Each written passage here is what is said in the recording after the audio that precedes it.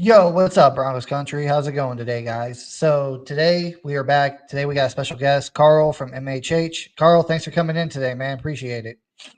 Yeah. I appreciate you asking me, man. We've been talking on Facebook for a lot of, I don't know, a few years now, it seems like. So Yeah. glad we finally get to talk face to face like this. And, maybe sometime this year, might get out there for a Broncos game, actually get to meet person to person. But no, appreciate you guys having me.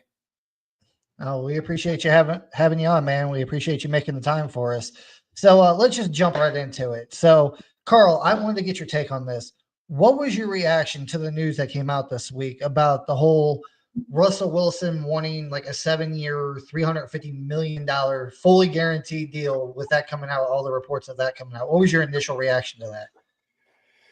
Well, I I guess my thought is I'm glad Greg Pinner stepped in and was like, "Hey, that's ridiculous. Let's not do that." I mean, the whole trade was happening right when the sell of the team was happening. So I'm sure the Broncos did make him some promises of, "Hey, we're going to give you the biggest contract in NFL history." That was right when Watson just got his fully guaranteed contract. So I'm sure Wilson's kind of got that mindset of, "Hey, I want more than this. I deserve more than this. He's got all these legal issues, and so I should probably get more." But obviously Pinner coming in going, "Hey, we can't give this kind of money to this guy." I think that was, I mean, it saved the Broncos, honestly. Otherwise, Russell Wilson would still be our quarterback right now because there's no way they could get out of the contract, and it would just be a nightmare. Bo Nix would not be our guy. I'm not sure Sean Payton comes to the Broncos if he has to for sure be forced to have Russell Wilson as his quarterback. And so, yeah, it saved us. I feel bad for Russell Wilson. I'm guessing part of him accepting the trade was them telling him, "Hey, we're going to pay you this kind of money." But I guess it's kind of one of those life lessons of, in today's world, I'm sorry, a handshake deal is not a real contract. Until, pen is on paper, you have nothing. Yeah. And, that's why I always say, players, go get your money. But don't rely on NFL teams to put you as a priority. You are one piece among many that they have to worry about. That your future is not the thing that they focus on. You're here as long as you can help the team, and then if you can't help the team anymore, you're gone. So, yeah, it is. It's business. It's dirty business sometimes, unfortunately. I mean, there's a reason that the NFL is making the buku bucks that it is because they've got a lot of really sharp business people at the top that have worked multi-billion-dollar contracts for many different kinds of businesses. So they're going to be smart with their money. And so, like I said, I think Pinner saved the Broncos by saying no to that $350 million contract. I still feel a little bit for Russell Wilson because he probably was a little bit misled on what was going to happen. And maybe that's why he was willing to waive his no trade clause for the Broncos. But there again, like I said, he should know. He's signed enough contracts in the NFL that this is how the business works. You got to sign it. You got to make sure that that's part of your trade clause, is that this contract is a part of the trade. And he didn't do that. So, like I said, worked out for the Broncos. I wish Russell Wilson well now with the Giants. I really don't care if he plays good or bad. It doesn't really bother me one way or the other. And I'm happy for the Broncos where they're at now. Yeah. Mohammed, what was your take on this whole Russell Wilson contract debacle?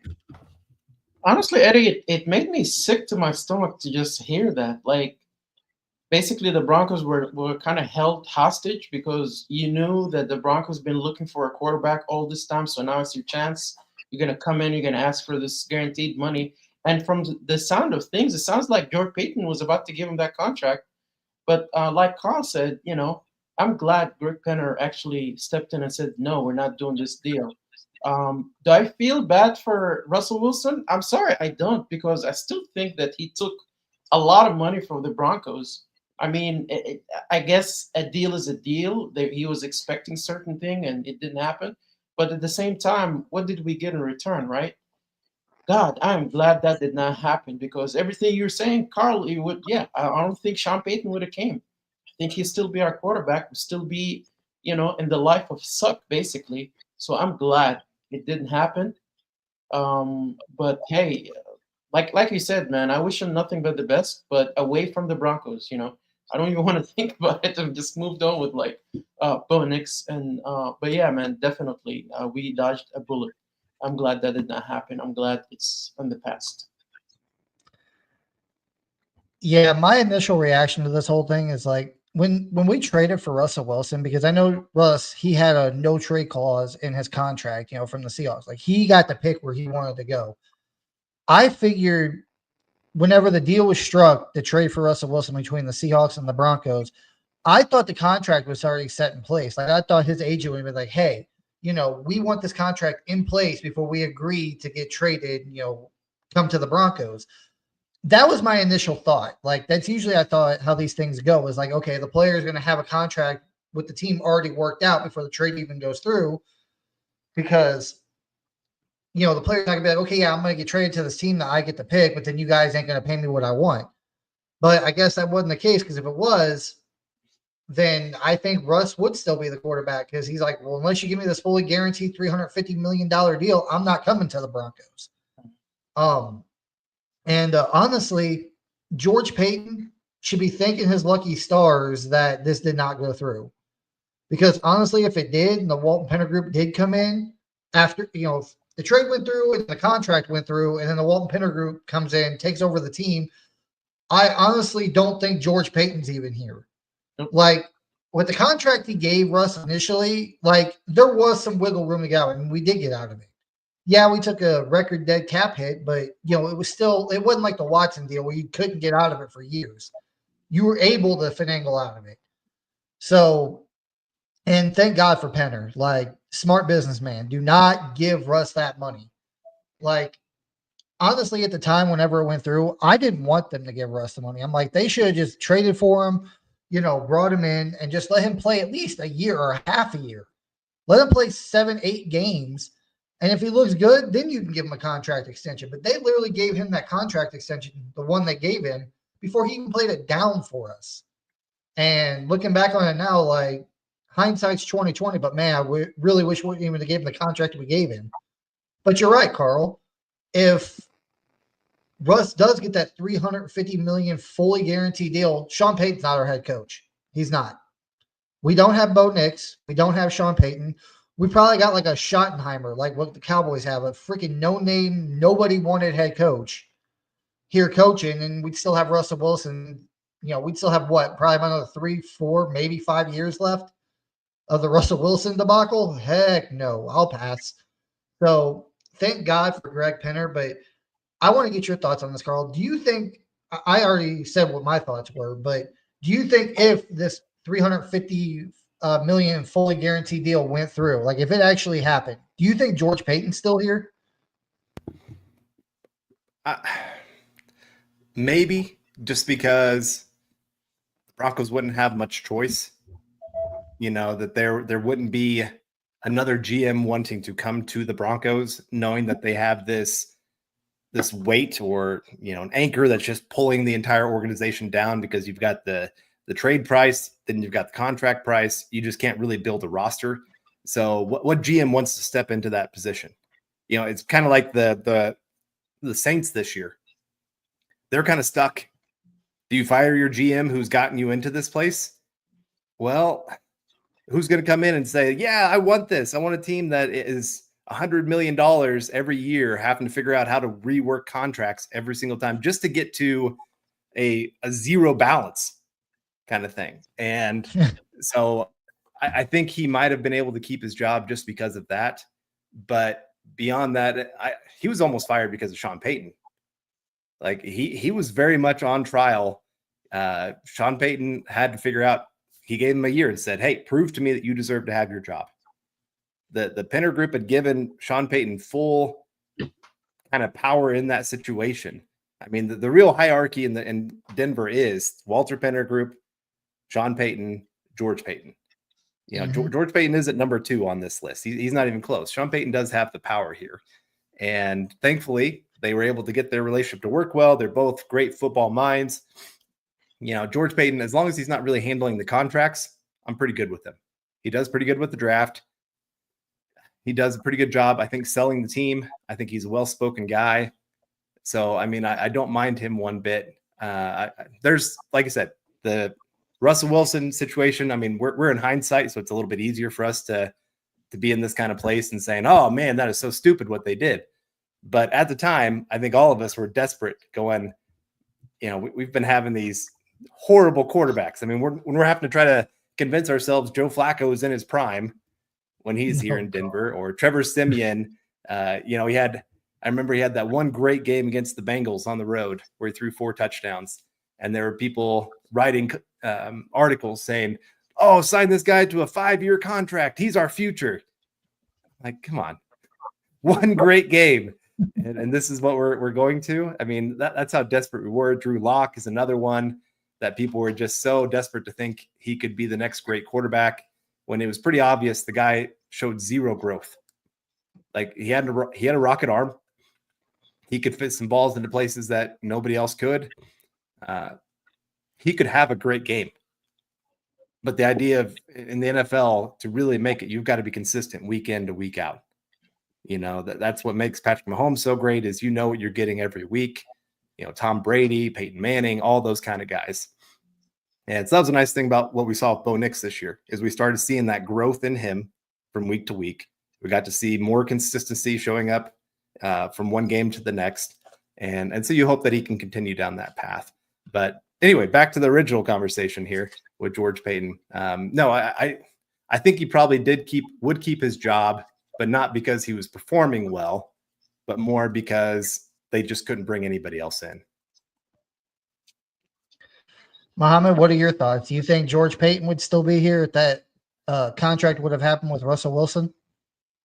I don't think so, Eddie. I think knowing Rick Penner, seeing how he acts, like how he runs things, he's just a straight non-BS type of guy. I think he would have probably just cleaned house.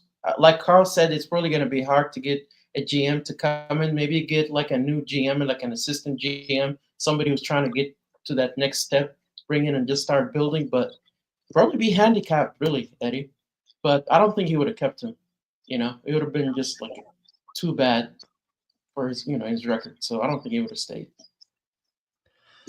I do find it funny, though, that when we hired George Paton, it was like Elway and Fangio are like, okay, who's going to be our next GM? And then we get our GM. And then he was pretty much, you know, after we hired George Paton, he was pretty much Vic Fangio's head coach. And he got to determine whether Vic Fangio stayed or got fired. And then now it's like Sean Payton's the one that gets to determine if George Paton gets to stay or go. Like, it's just been a crazy carousel for this team, man. And it's just so funny to look back on now that we have our quarterback, we have our GM, we have our head coach, we have our owners now. I find it great, and well, not great, but I find it funny now that we can look back on that and laugh. At the time, it sucked. Now it's like we got everything we need. We're going to be, you know, pretty dang good this year. So I can look back on it and laugh now. But I don't think so, man. I think he would have been gone. Like, I think at that point, Penner would have just been like, you know what? It's going to be probably a reset year, a couple reset years. We're going to be stuck with Russell Wilson. Let's just go out and freaking find we're going to hire a no-name, nobody wants head coach. Just do the same thing with GM and just try to get through these next like 3-4 years. And maybe at the end of the tunnel, maybe we can find some kind of light and get out of this contract or move money around or something. Like, I personally don't think I get what you're saying, Carl, about, you know, they probably wouldn't want to have, there probably would be nobody that want to come in, but I think they probably would have hired someone off the street if this would have went as badly. Like, that could have been astronomically bad if they gave Russ all that money in that many years on a contract. That would have been horrible. Oh God, I shudder to think what we would look like right now if that would have happened. But thank God it didn't. So I'm happy that everything worked out. And I agree with you too, Carl, on the fact that, you know, I can't wait to watch Russ play this year. And there's been a lot of talk, you know, is Russ going to be playing for the Giants by what is it, week 8 or 9? I think they play the Broncos. I can't remember off the top of my head. But there's a lot of people speculating that Jackson Dart might be in there by that week. But I'm like, I hope not, because I know that's the game this year that you got MHH is doing the meet and greet. And I'm going to be there, and I'm going to that game because I want to watch us kick the living crap out of Russell Wilson if he's still playing. I really do. Yeah. We got denied that opportunity last year. I went to the Steelers game. We got denied that opportunity last year. So I want to be there this year for that. So, but next up, Carl, I wanted to get your on the Broncos and the AFC West as a whole. What are your predictions for this division and the Broncos and all the other teams in it? Man, it is. The divisional games are going to be made for TV moments. Every one of them. The only team that I could probably say has gotten worse from last year to this year is maybe the Chiefs. And that's mostly based on the idea that Travis Kelce is taking another step back. Chris Jones maybe starts taking a couple steps back. You know, those franchise guys maybe have finally reached that point where they just can't keep taking another step. But otherwise, I mean, Raiders, they hired a legit coach. Now, how many years does he have left? 2-3 years maybe at tops. And then they're going to be in their coaching search again. But they actually have a legit quarterback. I mean, sometimes I like to make fun of Geno Smith, but reality is he's played like a top 12, 13 quarterback in the NFL the last few years. They obviously have a great running back now, in my opinion, with going through the draft. Offensive line still a little bit shaky. Their defense still has a lot of holes, but they still have some decent pieces where they can make some noise. And so I do expect them to be a little bit better. Chargers, they are finally well coached. I think that's been one of the areas that they have struggled the most. And that's partly because their ownership is just so cheap when it comes to paying anybody, players and coaches. And that's part of why Sean Payton refused to go to the Chargers. Like, he looked at the roster and he was like, this is a really good roster. But for him, he always says ownership matters more, because these, I can change a roster in 4 to 5 years. Most of these players, probably 95% of them, will not be on this roster. But ownership, I can't get rid of them. If they are doing a terrible job, I can't change that. And so that's why he didn't go to the Chargers. But now they have Harbaugh, who's in place. I think he's doing a great job. I think they're a very well-balanced team. Their defense is a little bit older, so maybe they take a little bit of a step back. Khalil Mack had a great year last year. I'm not sure he can do that 2 years in a row like he did. I'm trying to think who else is there. A couple of the other pieces are up there in age as well. So it'd be interesting to see how they go. And the other part for them, I hate it for them. Well, I don't hate it for them. Their home field advantage is not much of a home field advantage, because LA, it's either about the Rams or they just don't care about football. Unfortunately, California, they're just not much of a football state. Nope. They like college football a little bit. USC obviously having their great years there for a little bit. And I get it. Like, I went to San Diego for a vacation one time. If I have a choice, I'd probably be choosing, hey, I'm going to be outside. This is a beautiful place. I'm going to be walking the beach. They got all these different activities. And so I get it from that standpoint. But having said that, I don't think, I hate saying this, or no, I don't hate saying this. Every year there's that kind of thought, is this the year that somebody catches the Chiefs? And I do. I think this will be the year. I think they got very lucky in a lot of games last year that it just doesn't translate from one year to the next. I think they went 11-0 in one-score games last year. 12-0. About the 12-0. There we go.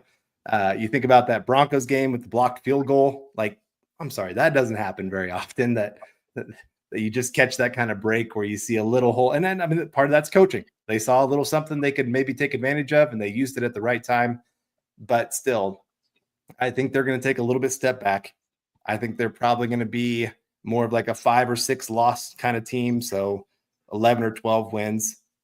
I think Chargers will be right there, double-digit wins. And I think the Broncos, will be right there, 10, 11, 12 wins, somewhere in there, depending on the biggest thing is we just don't know Bo Nix. We don't know, can he build off what he did last year, have a second year showing like this is a legit top 10 quarterback for the next 15 years? Or is it that he has a sophomore slump like we saw with CJ Stroud this last year? Now, part of that wasn't on CJ Stroud. His offensive line was terrible. His weapons got banged up. Running game was hit and miss of how it was going to work for them. So, I mean, that was part of it for CJ Stroud. But still, I'm not 100% sure where Bo Nix is going to fall. If he ends up in that top 10, top 12 quarterback range, Broncos should be a 11 or 12 win team. If he falls more into that mid-range of like 15 to 17, probably 10 wins. Just, they've got probably the number one defense in football. They've got a great offensive line, should have a better running game. So it's not all on Bo Nix. I mean, that's the nice thing this year compared to last year with the offense. Last year, it was really, if Bo Nix is doing good, the offense is going to do good. If he's not having a great game, the entire offense is shut down. So I'm definitely looking forward to that. They can win multiple ways this year compared to last year. Mohammed, I know I've asked you this question a couple of times this offseason, but just to give Carl some reference, what are your thoughts on this? I do agree with a lot of the things that Carl said. As far as the Chiefs, I don't think they're going to be going to the Super Bowl anytime soon. Seriously, like you said, they definitely took a step back. The Raiders got a good coach finally, but I think it's going to take them maybe a season or two to actually get there. The only real competition to the Broncos is the Chargers. They're pretty close. They match up pretty well with the Broncos. I think the Broncos are slightly better because of our defense. So as far as the division goes, I think the Broncos will be 1. I see the Chargers 2, Chiefs 3, and then Raiders maybe 4th spot. As far as the record prediction, same as you said, 11, 12 wins. Definitely Bo Nix would improve, I think, with a better running game. He finally got a decent tight end. So like I said, he's going to have multiple ways to win. So I think he really add a win or two to the record from last year. Yeah, I'm still sticking to my original prediction. The Raiders, I do agree they have gotten better with the additions of Geno Smith and Pete Carroll. They have a legitimate head coach now, and I don't think the Raiders are going to be competitive that much. I mean, they're going to be a hard out. Don't get me wrong. They're going to be a hard team to win against, but they're not. They don't have enough pieces on that roster yet to compete. I mean, I think they're going to be tough to beat. It's going to be a hard fought win for you or any team for that matter. But I still think they're a few years away. I think Pete Carroll is just there, just mostly change the culture, just bring in some talent, try to build this roster. That way the next head coach can come in, maybe get his quarterback of the future, and build the roster from there. So I don't see them really doing much. They're going to be 4th this year in the AFC West, in my opinion. Next up, I know this is going to this is probably going to surprise you, Carl, but a lot of people already know my take on this. The Chiefs are going to miss the playoffs and be 3rd in the division this year. I'm sorry. I don't trust them. Andy Reid, when asked earlier this offseason about, his, if he's going to coach any longer, he's like, well, I'm coming back for 2025. That's all we got out of him. I think after this year, I think this is the year the Chiefs take a step back. They don't make the Super Bowl. I don't think they make the playoffs. I could be wrong there, but I just don't see it. Travis Kelce getting older, and he literally gave up in the Super Bowl. I can't get that image out of my mind of him literally just walking on the field. Patrick Mahomes is scrambling around trying to pick up a first down. Travis is just out there whatever. The offensive line, that was a problem. They lost the Super Bowl because of that. Yes, they added the tackle from the draft, but I don't trust their offensive line in the slightest. Chris Jones and that defense is getting older. I think this is the year they take that step back, and I think the Chargers and Broncos exceed them. And I think after this, they miss the playoffs. They go above 500, but they miss the play. They could go 10-7 and miss the playoffs. With how many good teams are in the AFC. So I think they get 9-10 wins. They miss the playoffs. They come in 3rd in the division. I think at that point, Kelce and Reed are like, okay, we're done. We hang them up. We're just going to go off and do our own thing now. The Chargers, they do scare me a little bit, but at the same time, their offensive line's good. They got a good run game. I don't know who their tight end one is. Their best receiver was a rookie last year in Ladd McConkey. So, I mean, you shut down the run game against the Chargers, you can beat them. So that's the one thing I really want the Broncos to work on this offseason was that run defense. Keep them from running the ball, and you can beat the Chargers. The defense, you said it yourself, Carl. They're getting older. Khalil Mack, Derwin James are all getting up there in age. I think Asante Samuel, he got released this offseason. I think he became a free agent. So their defense has taken a step back. And honestly, yeah, I know the Chargers swept us last year, but like I said, our run defense was atrocious, and he just ran the ball all over us last year. And that's the reason why we beat the Chargers. Like if Hufanga, Greenlaw, if we add those two guys have a better run defense this year, they're not going to be able to beat us. And honestly, I would take, you talked about like, oh, Jim Harbaugh went here. Sean Payton wants good ownership. I didn't want Jim Harbaugh to begin with. That offseason when we got Sean Payton, I'd rather have Sean Payton than Jim Harbaugh. I said that. Because I trust Sean Payton more than I do Jim Harbaugh. And then the Broncos, they're the only team in my mind that honestly took the step forward this year. They are. Every other team lost like Bosa, getting older, don't have receivers, don't have a tight end, or the Chiefs have no run game. Travis Kelce, starting to dip. Andy Reid looks like he's getting ready to retire. Defense is getting older. Raiders, they got a little bit better, but they still got a lot of pieces they need on that team. The Broncos, to me, are the only ones that got significantly better this offseason. I think that's going to be the key there for the Broncos to win the division. I've already put it out there. Broncos go 13-4 and they win the division. Chargers go 11-6. Chiefs go 10-7. Raiders, I think 8-9. That's my prediction for the AFC West this year. So, but with that said, you talked about Nick. You don't know if he's going to have that sophomore stuff. I don't think he is. Like you said, Stroud, and I agree with that. CJ Stroud had one, but his offensive line was bad last year. And it shocked me they got rid of Laramie Tunsil, their best offensive lineman, but whatever. I'm not the coach of the Texans. But you got continuity here in Denver. Sean Payton with Bo Nix, second year, first time in years Bo Nix has had the same system for a second year. So you got that continuity. And the offensive line, they're all coming back.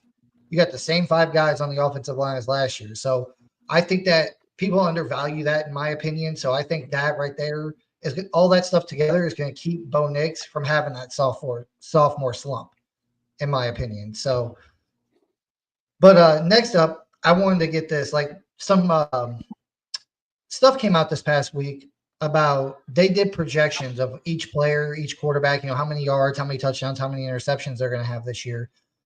They had Bo Nix come out this week. I think it was like, I can't remember what they said. What was it, like 27 touchdowns, 44 or something, 100 yards, something like that.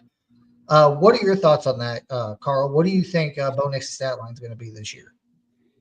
I mean, honestly, those would be pretty good numbers, depending on turnovers and how the run game looks. I think that's going to be the biggest thing is if the Broncos have a legit running game, Sean Payton is one of those offensive minds that's not pass. Like he likes having a very balanced attack. He likes keeping teams off balance of what's coming next. There's even a lot of times when he was with the Saints, it'd be 3rd and 5. Oh, it's a passing situation. Nope, he'd run it because he trusts I've got a great offensive line. I've got a great running game that can go make an explosive play when a team's not expecting it. And so if RJ Harvey and Dobbins can actually have legit seasons for the Broncos, where one's getting a little over 1,000 yards, the other's getting around 900 yards, 1,000 yards total. If you can get 2 guys with 1,000 yards total from the run game, that's going to be huge.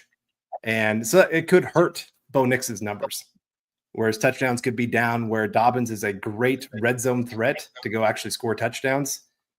So that could take a couple of his touchdowns away, but it could also open things up where teams can't just key in on saying, hey, we're going to drop 7 back and we're going to fill in all these spots. We're going to play zone and we're going to make Bo Nix have to beat us.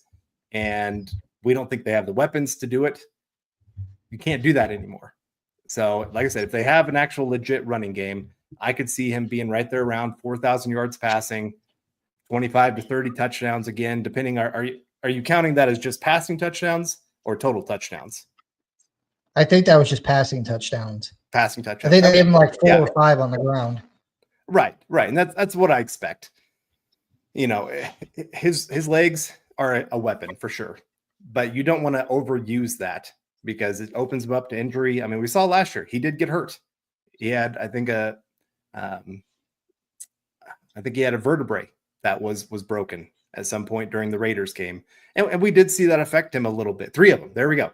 And so you want to limit those kind of hits as much as you possibly can. I mean, he's already going to take enough hits just being quarterback, but at the same time, you don't want to keep him from using that because you want teams to have to respect it as well.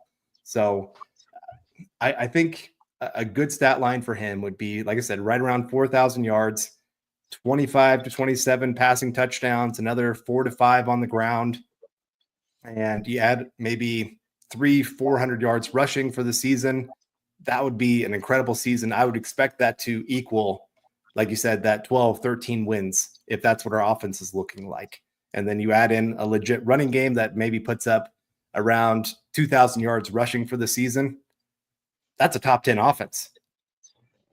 You know, it's not MVP numbers by any means, but I don't think you need them to be MVP to be a great team this year. Because like I said, Broncos got better in a lot of ways. They really looked at the roster and said, hey, these are the things that we were terrible at. We didn't have any kind of explosive running game. What do? You go get the most explosive running back in the draft. We stunk in what Sean Payton likes to call the triangle offense. He wants to attack the triangle in the middle of the field. We're talking linebacker or safety, whatever you're looking at, slot corner, one of the other linebackers. If you can attack that little area, you really make a team have to defend the entire field. And Bo Nix, we know that he can attack the middle of the field. He did it a ton at Oregon, but the Broncos just did not have the weapons to do that. So you add Ingram to the tight end position where he can really go after that area. You go add Bryant, where probably his best play in college, the slant pattern. Broncos did not have any wide receivers that could run the slant with any kind of consistency. It's probably Sutton's worst route that he runs. I mean, I'd say over 50% of his drops happen on a slant route. There's just something about it where his eyes just can't track it very well. I think he's expecting a linebacker or safety to come down and hit him, and he just does not feel comfortable with that play. Bryant loves that play. So, again, you added somebody that can do that. You added 2 running backs that are both good in the pass and the run game. And so all of that added together, I think you're going to be able to attack more parts of the field. You're going to see a lot more. You might not see more points per se in a game from the Broncos, but you might see more consistency. The Broncos were one of the highest 3-and-out teams last year. It was either Broncos go score a touchdown or they go 3-and-out. There wasn't a whole lot in between there for them. And so they've got to work on that of just being able to control the ball more, not hand the ball back to the other team at the rate that they were. And so you can see that where they're controlling the clock, making life easier on their defense, and not having to put up 25 to 30 points to go win a game. They could win it 20 to 10 by just controlling the clock and wearing teams out. So, I think that's where we're going to really see the biggest difference for the Broncos this year. And Bo Nix, I think he'll put up his stats just because Sean Payton's his coach. Like, the guy's going to get him plays. He's going to put him in the right place to do things. And there's a lot of plays last year that Bo Nix really didn't even have to do much. Some of the passes to Marvin Mims out of the backfield, those are easy. Like, any quarterback could do those things. And that's just great play design where it doesn't depend on the quarterback. So I still think he'll probably put up, like I said, around 4,000, probably right around 30 total touchdowns. And the big thing will be, can the offense be more consistent? Well, I wanted to touch on that real quick and ask you this real quick, Carl, too. Now, do you think Sean, like, there was that game last year against the Chargers where everybody saw it on national TV on his play sheet. It said run the ball, but he didn't run the ball. Now, do you think that was because of lack of running game room or just because Sean Payton wants to pass so much because he's got Bo Nix? Which one do you think it is? I mean, it's probably a little combo of both. You know, you got this shiny new toy. I hate to call Bo Nix that, but I mean that's kind of the hey, this is the guy that I told everybody, like we do this process better than anybody else. We know how to pick quarterbacks when nobody else does. And so you get your guy. You really want to go prove everybody else wrong that was sitting there telling you, like, you took him at 12. Man, he shouldn't have gone until the second or third round. How dare you? He's not going to be great in the NFL. He doesn't have the arm to do this. So I do think it's a little bit of that ego, hubris, whatever you want to call it, for Sean Payton. But on the other end of it is you kind of get tired as a coach when you call a run play on first down and it goes for 1 or 2 yards. And you know that you had it called just perfect. You had blocking up front that was doing their job. I mean, probably one of my least favorite plays last year was one where it was a perfectly called run play. And it was where the offensive line was moving to the right. And essentially it was a zone call. So all the running back had to do was cut back. And Garrett Bowles was at the left end of it all. And he had everything sealed off perfect. And what does the running back do? He runs into the back end of Garrett Bowles. I mean, there was a 7-yard hole to the left. And the running back's on the ground, and Garrett Bowles is just over the top of him, just shaking his head like, are you freaking kidding me? Like, how do you miss this? This should have been a 20, 25-yard play, and instead it goes for 0 because you can't see jack squat. Talk about vision. And oh, yeah. Broncos had probably the worst vision of any team in the NFL last year from the running back position.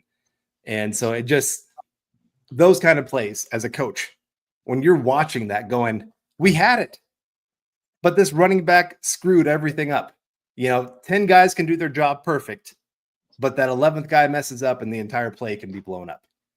And that just was the case in the running game, where 90% of the time it was the running back who made the mistake. And so he might have it scrawled across there, run the dang ball. But if you can't trust your running backs to actually go do their job to any degree, I mean, even if they were average last year, Broncos would have had a top 12 offense. But because they had no running game, it made that where you might as well just go ahead and pass, because it's going to be 2nd and 10, 2nd and 8 at best every time you run the ball on first down. You might as well just go ahead and take the chance with the pass game.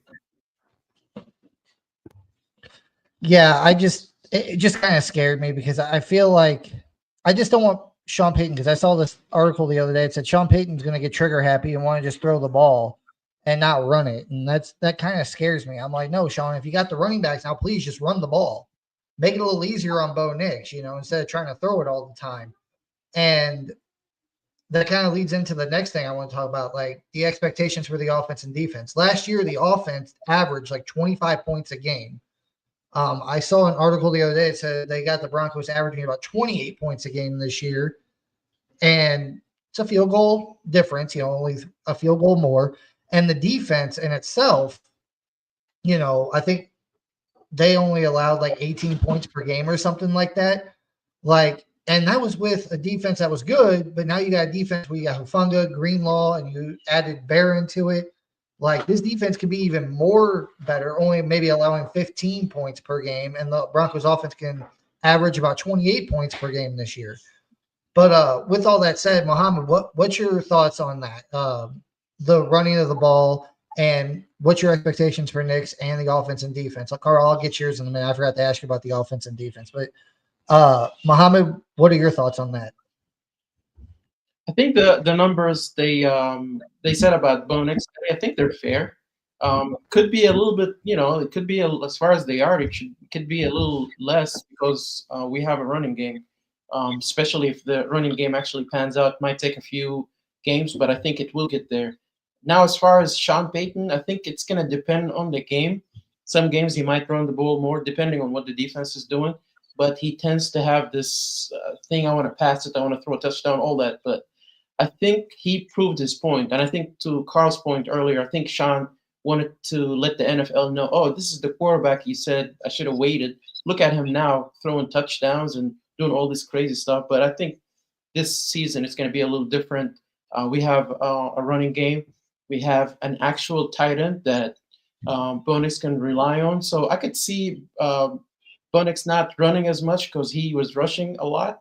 That scares me a little bit. I don't want him to get hurt. So hopefully he doesn't have to do that as much. But I think the offense overall is going to be better. It's going to be a lot of improvements. As far as Bo Nix numbers, they might stay the same, maybe a little less because of the run game.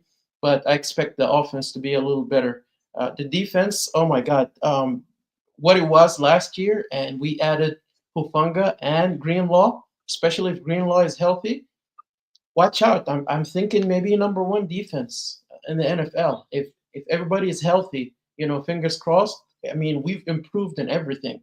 So definitely overall, I think the team, offense, defense, and even special teams, you're going to see a lot of improvements. Yeah, I kind of agree. Like, I feel like Bo Nix is going to go, like they said, 27 touchdowns through the air. Last year he had 29. I think he goes above that a little bit. I think about 32, 33. Because I just had that feeling, like, yeah, we got the run game now, but I have a feeling Sean's going to still try to prove that point. Like, hey, you guys said we reached on this guy. I think he's still going to try to show off that new toy this year, and he's going to have Bo Nix throw more than what we're thinking. Like, I think he will run the ball, but, even with the running backs now, especially Harvey, since he's been, for all the reports I heard out of minicamp, he's really good at catching the ball out of the backfield. We're going to be seeing a lot of that kind of stuff too. Passes out of the backfield to maybe Marvin Mims, RJ Harvey. Like, I feel like he's going to get a couple more touchdowns this year. I'd say probably about 43 to 4,500 yards through the air this year, Bo Nix gets. So, and I'm kind of hoping maybe he cuts down the touchdowns by 2 this year. I want him to only maybe have at the most 10 interceptions. I'm sorry. So that's what I'm kind of looking for. As far as the offense and defense, like I said, a field goal difference. Broncos are only averaging, or they only, what am I saying to myself? They were averaging 25 points a game last year, and now they're saying they're going to probably average about 28 points a game, which I think is reasonable now that we have, you have 2 good backs. You brought in another receiver that, to Carl's point, was like, yeah, he's really good at running slant routes, those short intermediate routes. So you'll have that. You got a tight end one that can catch the ball over the middle. And then on the defensive side, like I'm sorry, this defense was already, I think, top 5 last year and points per game or something like that, I think. Now you added so much more weaponry on this defense. Like, I think they could be the number 1 defense in the NFL this year. I really do. And if that's the case, you're looking at maybe 18 last year, probably about 15 points per game this year, honestly. But Carl, what are your thoughts on that? Do you think the Broncos defense can, have that number of points per game and their offense can average about 28 points per game? I think the offense can do it more than the defense. As much as I believe in the defense, 15 is like historical. I mean, we're talking up there with the 2015 Denver Broncos defense at that level. And I'm not sure. I mean, there's a lot of talent on this roster, don't get me wrong. But the one position that makes me a little bit nervous is the edge position. I love Bonito, but there's still some weaknesses to his game. The Broncos don't have DeMarcus Ware and Von Miller in his prime on this roster. Cooper is good, but he's more of kind of a rotational guy. You've added a couple players in the draft over the last couple years, this past draft and the one before that I like. I'm just not sure that they're going to be to that kind of level. So I do think that that's maybe one of those pieces that you're missing. And so I think it'll be harder to get to 15 than it will be to get to 28. Like I said, 3 more points. It does put the Broncos about top 5, top 6 in points per game on offense. And every team that's made, I think the top 7 or 8 made the playoffs last year. So I expect that would be possibility for the Broncos. But like I said, 15 that's tough. That means everybody stayed healthy. It means they caught some breaks along the way. It probably means the offense, the running game really did take over, and they limited how many times they had to be on defense per game. So there's a lot of things that would have to go right. I'm not saying it's impossible. Like I said, I do think there is so much talent on this roster. Greenlaw, if he is back to his place, he's a top 3 linebacker in football. Hufanga, I mean, again, if he's healthy, man, that guy, top 5, top 6 safety in football. And PJ Locke last year, like I appreciate it for the contract that he has. He outplayed his contract, but he was not a great player for us. We needed an upgrade for sure. That Buffalo Bills game, that was rough, man. And it sucks that that's your last game of the season that the team's watching over and over again going, okay, how do we need to get better to compete with Buffalo? Well, yeah, we got to replace PJ Luck.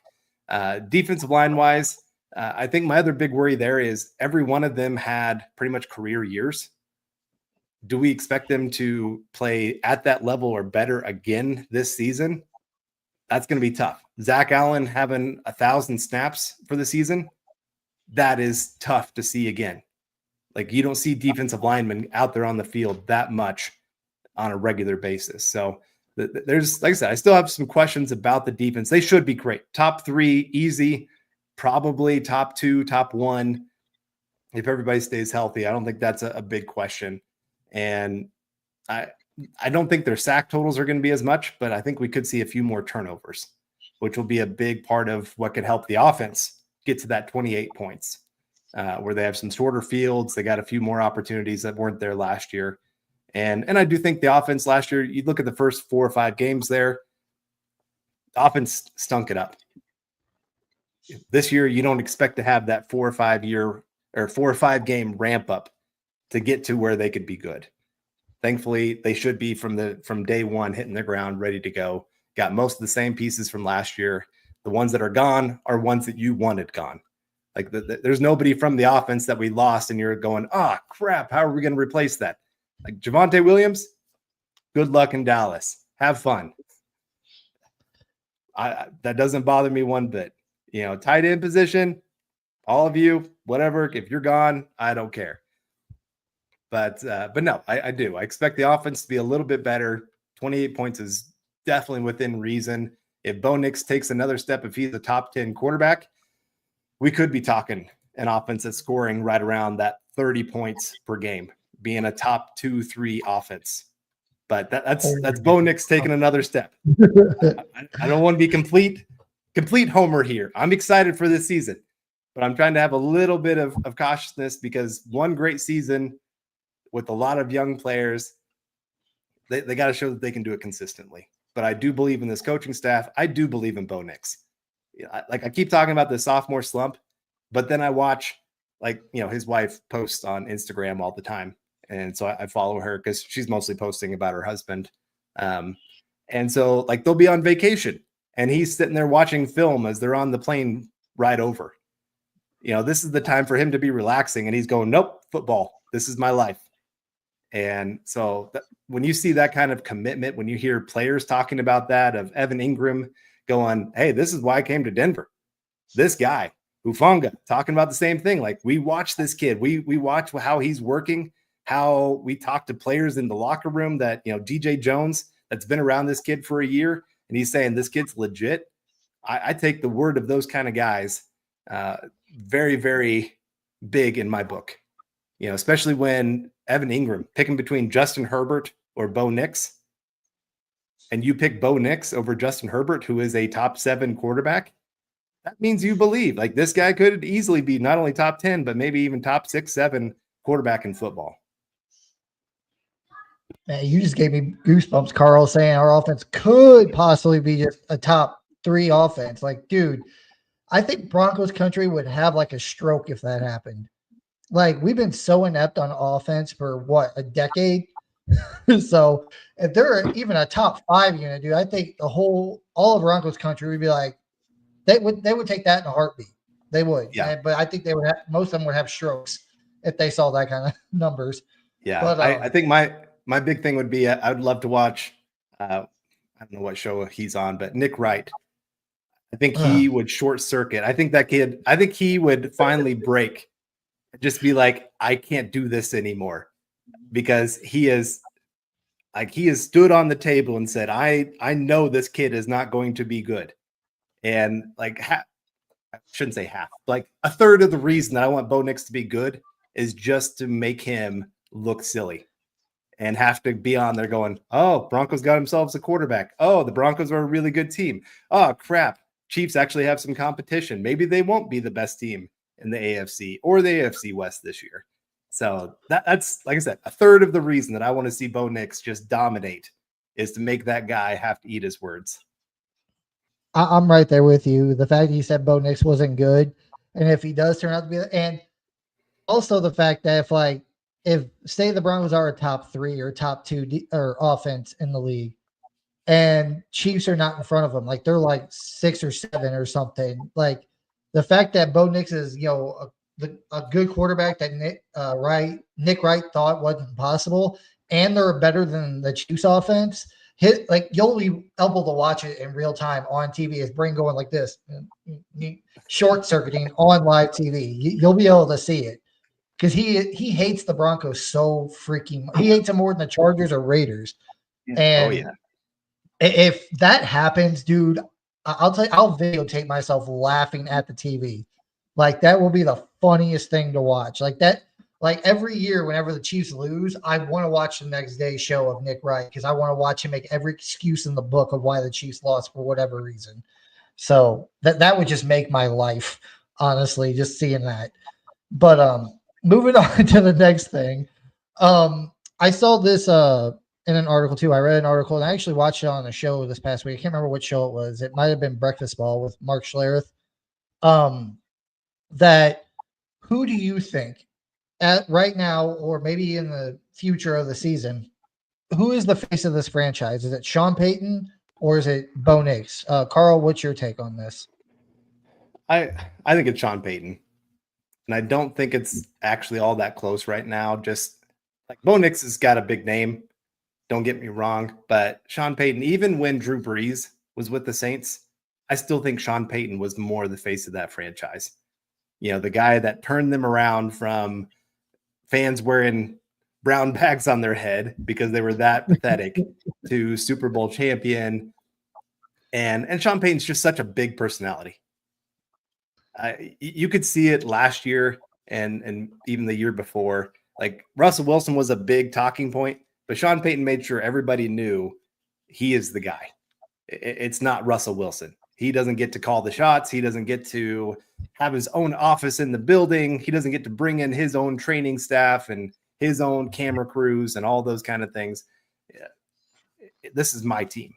And so he's one that's very much willing to be in the public eye. You know, a lot of coaches, they're kind of want to be a little bit more behind the scenes. You see, like with Bill Belichick, he hated the media. Like he was part of the face of the franchise. I mean, he and Tom Brady both. It was, you could go either way, but he just hated dealing with the media. Sean Payton acts like he hates the media, but man, that guy loves being in front of people talking.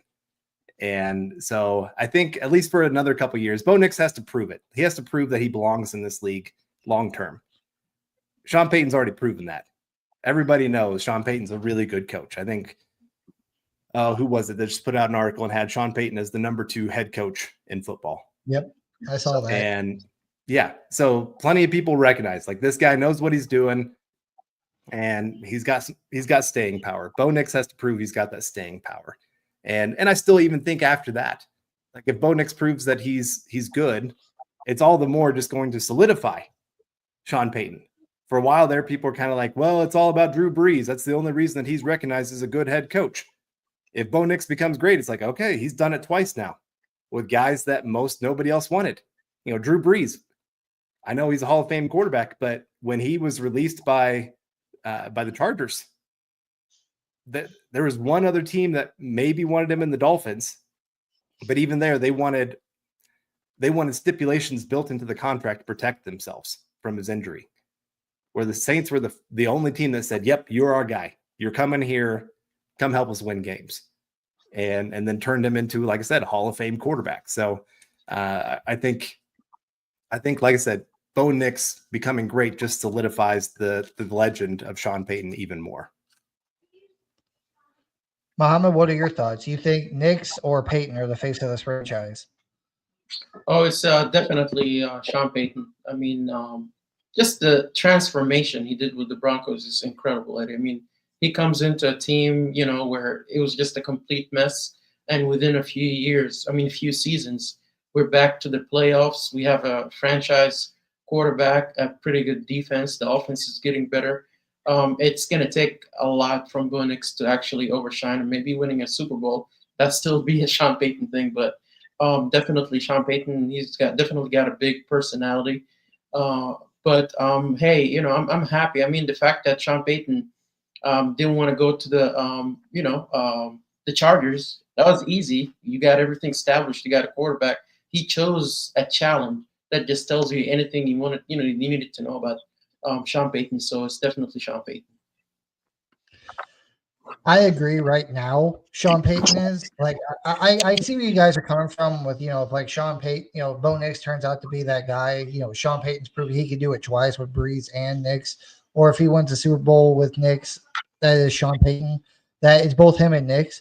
But I feel like at some point this season, we're going to see Nix take the reins of this offense. And like, I mean, I don't agree with this yet, but I've already been seeing, people say that, oh, this is Bo Nix's team. Like, this is not Sean Payton's team anymore. It's Bo Nix's. I wouldn't go that far yet. Like, I want to see it more. I want to see if he can replicate what he did last season, if not improve on it and take that step forward before I'm willing to say, yeah, Bo Nix is the face of the franchise. This is his team. But I feel like at some point during the season, it's going to be like a really, important game. Like maybe week 18 against the Chargers, or maybe, Christmas Day against the Chiefs, where the Broncos are, fighting for the division or trying to win the division, that, the Broncos are down, say 3 points or something, and they got like a minute left to get down the field to get a touchdown or a field goal. That's where and Bo Nix, it's going to be his time to shine. If he does pull that off and win that game, I feel like at that point, that's whenever Bo Nix will be the face of the franchise. Like, it'll be something like that. It's not going to be like, oh, he dominated, say, the Giants. He destroyed the Giants 38 to, 10 or something. I'm not going to say and be like, yeah, Bo Nix is the face of the franchise because he beat up on the Giants or he beat up on the Titans. It's going to have to be a game, like I said, division's on the line. You're going up against the Chiefs in Kansas City. Bo Nix has got the ball with like a minute and a half left to go and down by 3 or something. And he needs to march down the field and, win the game for the Broncos to clinch the division. If that happens, then to me, that makes Bo Nix the face of the franchise. I love Sean Payton. He did awesome things to rebuild this franchise, and I am forever grateful for him taking us out of the, dirt and out of the hell that we've been in as Broncos fans for years. But Bo Nix pulls something like that off, he's the face, in my opinion. But I can see it where you guys are coming from on that whole, Sean Payton being the, face of the franchise. And I agree he is right now. But there's a moment like that in the season, I have to give it to Nix after that. Because he's going to be the one to, march the team down the field and win the game and clinch a playoff spot in the division. So, but with that said, the next thing we got is, Carl, I wanted to get your opinion on this. Is there any possibility – I don't think Sutton's going to be here after this year. I know they got a lot of guys coming up this year, contracts, Nick Benito, Zach Allen, John Franklin Myers. I think there's another one, and Sutton. Is there any way that Vele or Pat Bryant could take that number one wide receiver position from Courtland Sutton to where maybe they can move on from him at the end of the season? Do you see that at all happening this season? Not this season, I don't think. I mean, I still have Sutton as maybe somewhere in the 25th to 30th wide receiver range in the NFL. And I mean, it's good. It's not what you want from your number one by any means. I mean, you're looking to upgrade him for the long term. You're wanting to find that guy that Bo Nix can build with, the Jamar Chase to the Joe Burrow kind of thing, the Terry McLaurin to Jaden Daniels. You're trying to find that kind of guy for you. And Sutton, like I said, he's good. He's pretty consistent. He's a guy that you can rely on in big moments to make the catch. I think of those two, of Vele and Pat Bryant, I'd probably put Bryant in that spot.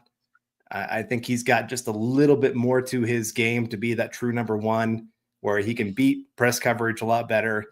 He can run the routes that Sean Payton really likes from his number one. And he can do it from Sean Payton doesn't care if your number one is a slot wide receiver, an outside wide receiver, ZX, wherever you want to put him. I mean, he's had Michael Thomas before be his number one, and he did from the slot. We're talking about a guy that was able to get, I think, something like 1,800 yards in one season by running slant routes and out routes. And, he's pretty easy. I mean, it was about 3 or 4 routes. That's all he ran for most of the season. and he could dominate. And I feel like Pat Bryant could be that kind of guy where he doesn't have to have a ton of different kinds of plays. I mean, he is limited. He's not going to win running down the field 40 yards, going and catching a pass. But thankfully, the Broncos don't need him to be that. They've got Marvin Mims to do that. They've got Troy Franklin to do that. They've got those kind of wide receivers. They need that guy that can win on the consistent, have a 10 catch game, have it be 100 yards, where he's not, too many explosive plays, but he's catching a lot of those key third down plays. And right now, Sutton has been that guy for you, and he's still hit and miss on some of that. I feel like Pat Bryant could really take over. I don't think, like I said, I don't think he does it this year. There's a lot of wide receivers that struggled their rookie season. I mean, we saw it with Troy Franklin last year. You have to think so much more in the NFL than you ever did college. A lot of times college, it is, hey, like I said, you've got these 3 or 4 routes. That's all you're going to run over and over and over again. And you're going to run this route, even if the defense is playing this that stops that. You're not having all these option routes that the NFL says, all right, hey, they're going zone, you run this. If they're playing man, you're running this. If they're cover 3 compared to cover 2, you're going to run the, those kind of things that you've got to be able to read a defense as a wide receiver. And this is why so many guys fail when they get to the NFL level, because they just cannot get on the same page with the quarterback. They cannot understand the nuances of the game. I'm trying to think of the wide receiver the Broncos had during the Peyton Manning years. He played for Indiana. Thomas? No. Oh, I know who you're talking about. I can't think of his name though right now. Yeah. What'd you say? Oh, I said that I know who you're talking about, but I can't think of his name off the top of my head. Yeah, I'll think of it here in just a second. But like talent wise, he was a great wide receiver coming out of college. I loved him. But when he actually got to, can he play in the NFL? He just didn't have Cody Latimer. That's who I'm thinking of. Yeah. The guy that caught Peyton Manning's last pass of his career. And Peyton Manning told the coaches, don't have this guy on the field with me. He's not smart enough to figure this out. And it might not even been that he wasn't smart enough. He didn't put in the work. Like there was about 3 or 4 times in meetings, he'd have headphones on as Peyton Manning is talking to him. Can you imagine? The legend Peyton Manning is trying to help you to become a great player in the NFL. And here you are listening to music on your headphones as he's trying to talk to you. And that's a big reason that you see a guy like him fail, even though he is very, very talented. And so Pat Bryant, everything I've heard, smart, hardworking, big, physical, all the things you're looking for from that number 1 kind of player. I think he has a really good chance of being more than what people think when he gets to the NFL. Muhammad, what about you? Do you see one of those 2 guys, Bailey or Pat Bryant, possibly taking over as wide receiver 1 over Courtland Sutton? I think it's kind of too early to tell now, Eddie. I mean, they had a pretty good camp, especially Bryant, from everything I heard. But it's too early to tell. I think it's going to take a while. I know we talked about this before, about maybe halfway through the season, maybe they'll trade Sutton if Bryant is that guy. I think they'll wait. I see the Broncos actually giving Sutton a contract at some point, but maybe next season. If it's going to be someone, I think it's definitely going to be Bryant, from everything that I heard. So, but it's going to take a while, maybe 1 season. I've seen people talk about this, and they say, "Oh yeah, it'll be Pat Bryant will be the one to take over, and they'll trade Courtland Sutton midseason." I don't think that's going to happen. I think it will be Pat Bryant that takes over eventually as wide receiver 1 in this room. He's that big 50-50 guy, like you said, Carl, and I agree with you because I watched a lot of his highlights, from college. He can run the slant routes that like Courtland Sutton really can't do very well. And I think Courtland Sutton's going to be on this team all year. But I think at the end of the year, whenever it comes time to pay like a Sutton, to pay a Zach Allen, to pay a Nick Bonito, even John Franklin Myers, they got to get a new defensive tackle. All these players that they're going to have going on the defensive line this year. I feel like Sutton will be gone, and I think Peyton's going to give that role to Pat Bryant going into the 2026 season. As long as he progresses forward, like as long as he has a good, I mean, I'm not saying he has to have a spectacular rookie year at wide receiver, but if he has like a solid year, and you can see him kind of like Bo Nix last year, where he was progressing every week. Every week goes by, he's progressing, he's getting better, And by the end of the season, if Sean Payton's like, yeah, he's our new wide receiver one, he's my next Michael Thomas, which by the way, he's been comped to that by almost everybody I've heard. I don't know if I agree with that yet because he hasn't played a snap in the NFL. But if that's true, I think Sean Payton moves on from, Cortland Sutton at the end of the year. Pat Bryant will be your new wide receiver. That way they can pay the guys, on the defensive line and keep them guys all around. So I feel like that's what's going to happen. I could be wrong, but if I had to pick out of the two, I would say it's going to be Pat Bryant, not Devon Vele. So the last thing we have on the agenda tonight is what position battles are you looking forward to in training camp this year, Carl? I think cornerback 2. You just signed Barron or just drafted Barron. You've got Moss, who for half the season last year looked really, really good. And then, of course, his injury happened and just looked like a shell of himself there at the end of the year with the Bengals game getting destroyed. Bills game didn't look that great either. I think that'll be a huge battle to see who gets cornerback number 2. I would say, since we were talking about wide receiver as another one, what's going to be the pecking order? We know Sutton's going to be number 1, but is it Vele? Is it Bryant? Is it Mims? Who's that number 2 guy for you? And I don't think what other position. I'd say running back 2. Dobbins and Harvey, who's going to get the most carries this year? Who's going to be the featured running back? I think that could be a really fun one to watch. And really, if you're looking at Sean Payton, he likes having 2 running backs. So they're both going to get plenty of work. Don't get me wrong. But to see who is the true guy when they really need a big play, is it going to be Dobbins? Is it going to be Harvey? Those would be the 3 big ones for me that I'm keeping an eye on. I think probably the toughest one to figure out is going to be Barron and Moss. I really don't know how that one's going to go. I think Moss, he really thrives under pressure. Last year I loved listening to an interview before the season started. And they're like, "Oh, you're going to be able to handle being number 2." And I can't remember who he was on with, but I just remember he had a big dip of chew in his mouth and you could barely understand it. But he was just having the time of his life talking. And you could just hear the confidence, like, yeah, I got this. It's no big deal. And everybody was freaking out about that position. And then he goes out there and has the season that he had there for a while. So I expect him to have a great year. And Barron, he's going to play. Don't get me wrong. It's just a matter of if you're the number 2 and you're on outside, and then, and when they go to 3 wide kind of sets, do you go in the slot? But just to see that kind of battle between 2 guys who are very, very talented, and how Vance Joseph is going to use them, because his background is in secondary. Like that's what he is known for. And so to see how he's going to play all those guys and find the right matchups, it's going to be a lot of fun this year. Muhammad, what about you? What's some of the position battles you're looking forward to in training camp this year? Cornerback 2, definitely. Like Carl said, what's going to happen with that? Adding Burn to the equation, is different.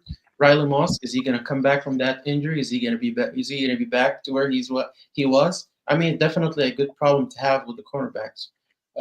Running backs is another one. Running back 3, actually, for me, because I know 1 and 2 are pretty much known who's that's going to be. But running back 3, is it Estime? Is it McLaughlin? I don't know. I don't know what they're going to do. Are they going to cut Estime? Is Estime going to be in the, one of the candidates to get cut? I don't know with that one.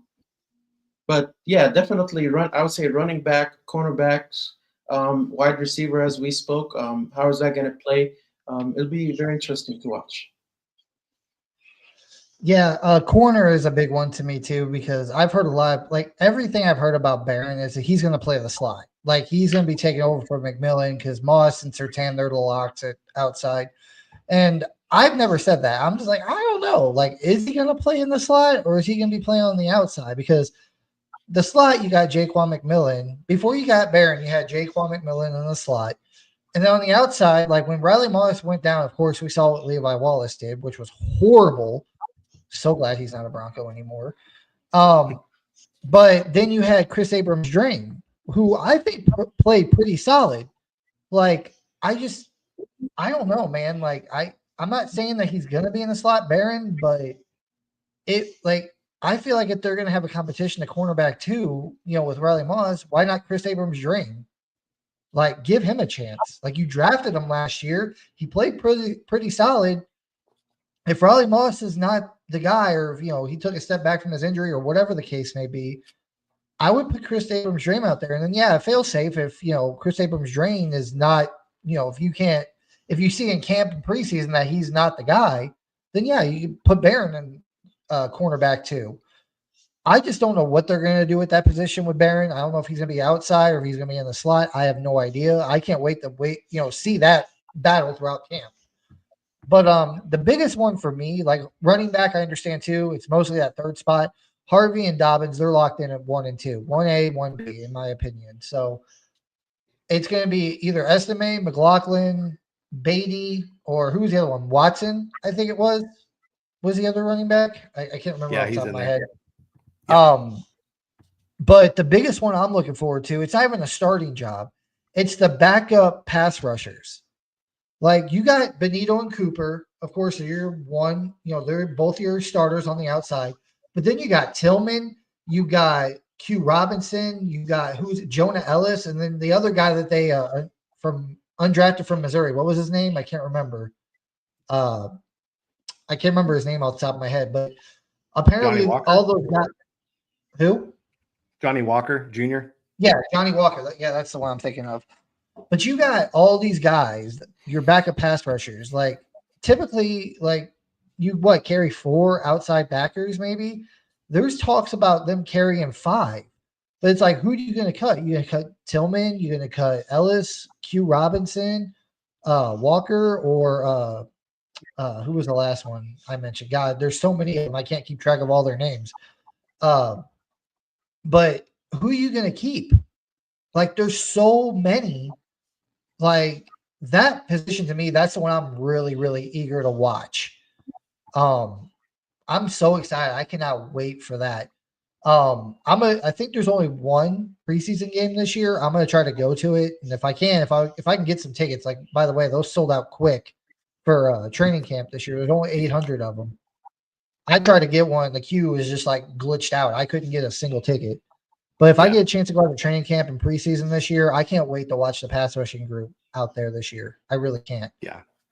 I would the first year. Oh, go ahead. Oh, I was just going to say probably my dark horse competition for this year that nobody's talking about is edge number 2. Like, I like Cooper. I don't think that his position is completely solidified as the number 2 edge guy. You sure? He got paid last year.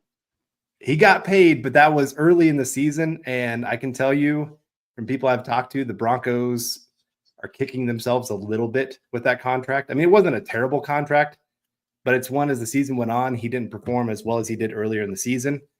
And you look at a lot of his battles early in the season, it was against backup right tackles. There was a lot of injuries that he got some really favorable matchups. Now, he took advantage of it. Don't get me wrong. And he is a good player. But I do think they really, really like Jonah Ellis. I think Tillman is coming into his own as well. And, of course, you got Q Robinson that you just drafted. But I think Ellis, as the season went on, you saw his snap count rising each week. I could see him taking over as the number 2 edge guy. How many sacks did Jonathan Cooper have last year? 8.5, I think. Because I know Ellis had 5. Ellis had 5 sacks last year. So it's not crazy to think Ellis could be the number 2. He got hurt, didn't he, last season? Who? Ellis, Cooper? yeah, Ellis? Oh, yeah. yeah. Last game of the year, did he break his collarbone? I think Oh. it was something like that. So I mean, thankfully, that's not a huge recovery. I mean, we're talking 6 to 8 weeks for it to heal up. Probably another couple weeks before you can really get back to full lifting and all that kind of stuff. So he should be a full go for training camp. I'm not too worried about the injury, but like I said, I like Cooper. I just think he's definitely one of those guys you're looking to upgrade if you can. And when the Broncos drafted Jonah Ellis, I can tell you they really were happy about that pick, and they view him as a future starter in the NFL. Now, how quickly does he become that starter? And because, I mean, like I said, they did pay Cooper. Money does talk in the NFL. You know, if you're paying this guy $12, $13 million a year, you expect him to be on the field. Now, thankfully, with edge rush, the edge position, your backups are getting a lot of snaps. It's not like, you know, cornerback where you've got your 2 or 3 guys that are figured out and they're going to get the majority of the snaps. No, we're going to have a 4 or 5 man rotation where each of these guys are getting somewhere between 40 to 70% of the snaps. Which makes it even more wild. Like, if they drafted Jonah Ellis for that reason, why would you pay Cooper? Like, you had Nick Benito coming up that you got to pay this coming up year. Like, I don't know. That seems like a blunder on the Broncos front office, in my opinion. Like, you pay Ellis. I'm sorry, you pay Cooper. You draft Ellis thinking he's that guy, or he could be that guy. And you got Nick Benito coming up this year. Now, in fairness, they didn't know Nick Benito was going to have the breakout year that he had last year, which I understand. But it's like, then you should have waited. Honestly, if I was the Broncos, I would have waited until the end of the last season. Like, okay, who had a better – oh, Nick Benito, let's pay him. That way you can, be like, okay, well, Jonah, you didn't, Nick Benito played better. Ellis is right behind you. You could have had that battle. But now it just seems like they made a big mistake by paying Jonathan Cooper, knowing Nick Benito's coming up, and you drafted Ellis for that reason. Like, I think it kind of boils down to, you traded Barron away, and Cooper, I think he had 5 sacks in the first 6 games of the year. And you're kind of looking at that going, crap, we better get this guy paid now before he gets more expensive. Let's say he ends up with 15 sacks on the season. And now you're kind of going, crap, now we're having to pay him as a top 10 edge guy when he's willing to sign for middle of the pack right now. And like I said, it wasn't one of those where they're going, crap, we're screwed because of this contract. Yeah. It's more of a, okay, he kind of tailed off as the year went on a little bit when he got against the better competition.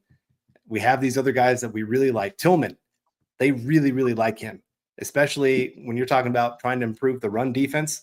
He's one of the few that has some size to him.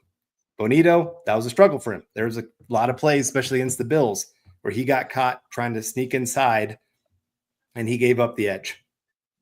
So that's why you really, really like having a guy like Tillman on this roster. But like I said, Cooper, that falling off made them kind of go, it'd be a lot easier to sign Bonito right now if we didn't have this other contract that we had to worry about.